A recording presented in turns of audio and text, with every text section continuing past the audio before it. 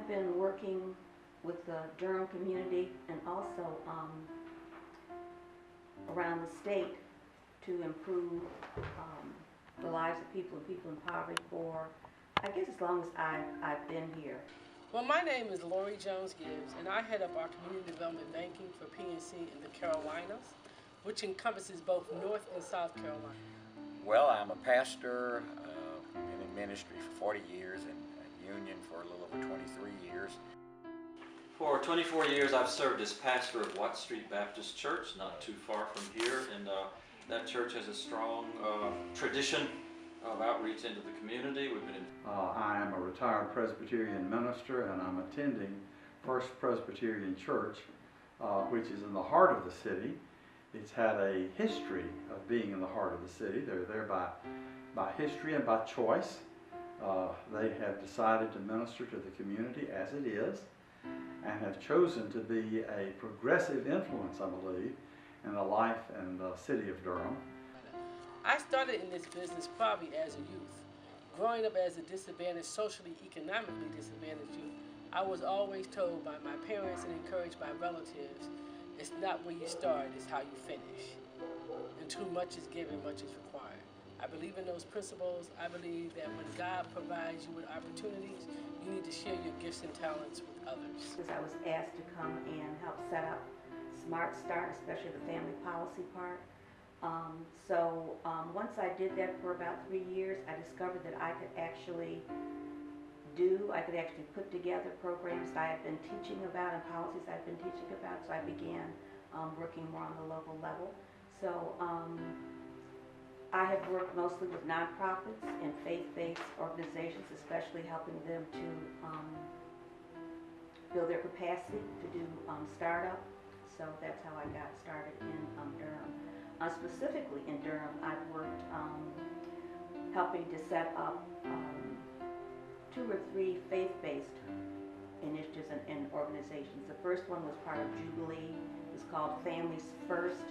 It helped congregations form faith teams and partner with people coming off of welfare. This was back in the 90s when we were doing welfare reform, and the Families First initiative was piloted here in Durham and later was implemented in about 17 counties and in upstate New York.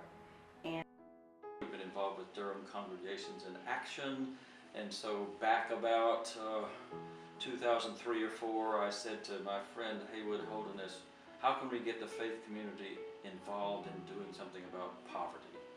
And he said, call a meeting. So we called a meeting, and that monthly meeting became End Poverty Durham. Obviously, as a pastor, one of the things that you're involved with is hoping to invest in the lives of people so that they will improve their life situations. And so I've gotten involved primarily through my work with different agencies within the community, helping people in that manner.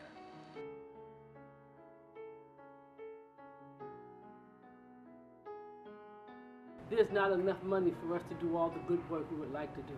There's a lot of need, there's just not enough funding.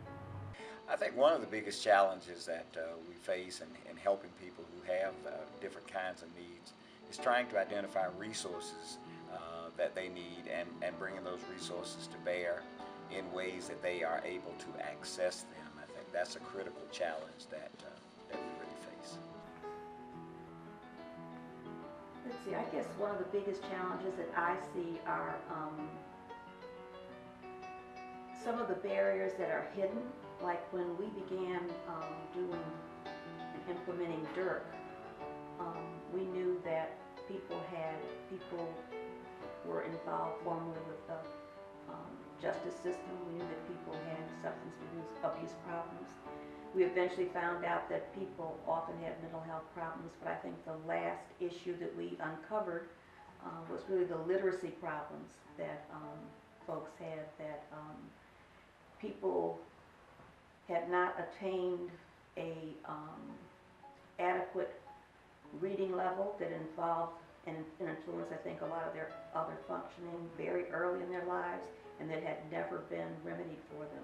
So it's something that we have been recently partnering with literary the Literacy Council and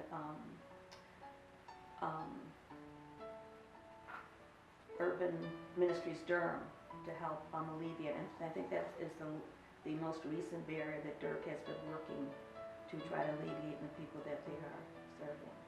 Well, I believe one of the problems that many people who come to us for help have is a low self-esteem.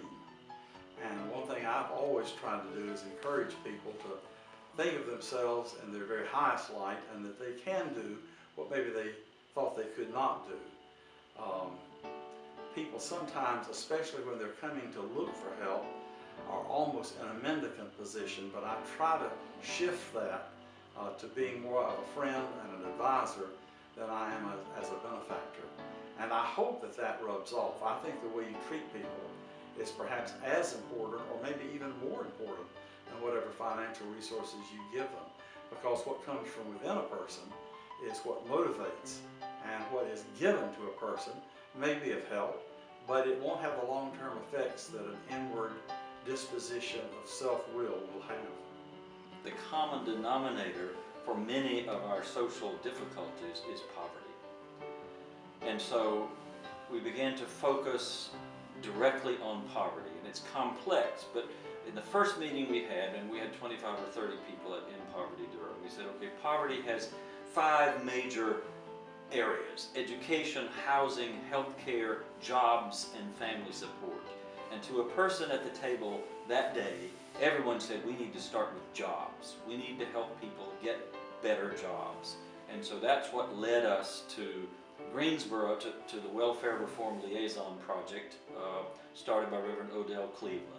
And we made a decision to adapt that model for Durham. And so the people at the table in Poverty Durham said, let's go for it. We didn't have any money. We were not a nonprofit. We were an informal group of leaders and organizations who really had a goal of reducing, really eliminating poverty over 25 years.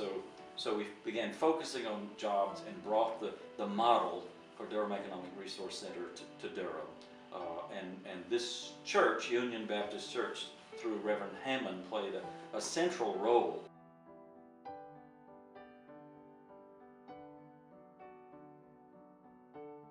Derc grew out of a program that developed in Greensboro, the Welfare Liaison Work Project. And I got involved with a group of other pastors who were talking about ways that the faith community could address the issue of poverty in Durham, and ways that we might work to eliminate and reduce the levels of poverty. And so derc was a model that was implemented here in Durham, similar to the project in Greensboro, that would seek to provide job placement to individuals, as well as a warehousing program where individuals who live on the margins at times will be able to purchase new items at substantially reduced cost. Mm-hmm. I was the person that in Poverty Durham hired to actually start Durham up. I usually see things in my mind, a lot envision them before I actually know how to put them together. So I was part of In Poverty Durham, that I'm sure Reverend Williams will tell you more about, but In Poverty Durham was an association, a network of faith-based organizations and other nonprofits in Durham that decided what we wanted to do is to alleviate poverty in Durham by 2025. In Poverty decided to focus on 2 things.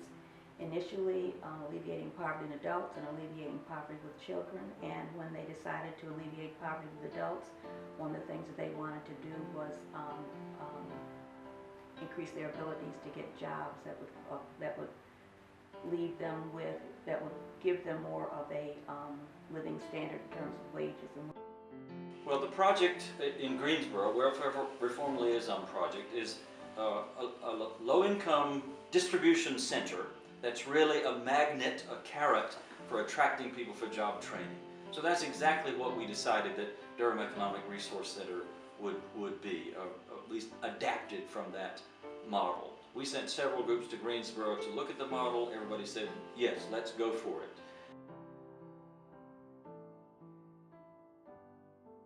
derc is a nonprofit that we have worked with. We have provided sponsorship opportunities to help derc do the work that they do here in Durham. We think derc has a good model on workforce preparedness and providing people with a hand up, not a handout. Well, derc is one of the programs that we decided to continue to fund.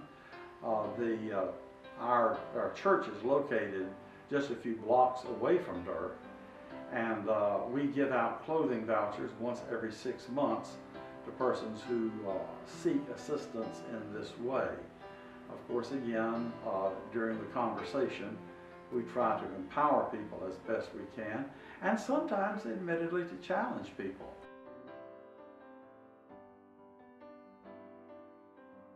Well, I like to say I have one of the best jobs, career opportunities that one can have. I basically am responsible for helping the bank do good by helping others do well. That's a very humbling and very honorable position to be in. I think there's a lot of satisfaction one derives from knowing that you in some small way have been able to positively impact the lives of individuals, and to see them being able to succeed, recognizing that many individuals have the capacity and the ability, and all they need is that little extra push, and to know that you've been a part of being able to do that is quite satisfying at the end of the day. Well, I see myself as a part of a team, and derc has had a very fine team, with Reverend Hammond leading the board of directors during my time on there, and then people like Dr. Mawson, Jackie Brown, Fred Stoppelkamp, and other members of the board of directors, as well as other community leaders. It seemed to me to be a wonderful opportunity to work together as a team, because we all see the need, and we really want to provide opportunities for people to have a better life, a decent life. We sponsored a faith summit on child poverty last year, and we had 500 people to come at this church, and one of the priorities of that is helping reduce the terrible 28% child poverty rate in Durham. That's 14,000 children living in poverty. And one of the ways we can help is help their parents to get better jobs and other opportunities. And that then helps the children, and we hope then will help reduce that 28% child poverty rate. And that has been one of our goals through In Poverty Durham. derc plays an important role in that process. I think to be a friend, a shoulder to lean on, a person who, when I can, give some helpful advice. But my hopes for derc would be that it will find more innovative ways, new innovative ways to end poverty. I would hope in the next 5 years derc would continue to mature into the agency that many of us who had some involvement envisioned, that it would be able to increase the number of clients that it serves, particularly through its job training and placement activities. I think if it's able to succeed in doing that, it will certainly have merited the kind of investment and support that it has received over its previous years in existence.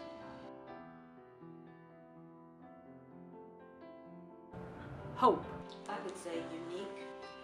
Opportunity. The empowerment. I think the one word I would use to describe derc would be engaging. I think it has sought to partner with a number of entities and engage people at various levels, and so to me that's a model that's worth considering and replicating. So I think the one word I would use to describe derc would be engaging. I think it has sought to partner with a number of entities and engage people at various levels, and so to me that's a model that's worth considering and replicating. So engaging is the word that I would use. Awesome. Thank you for your time.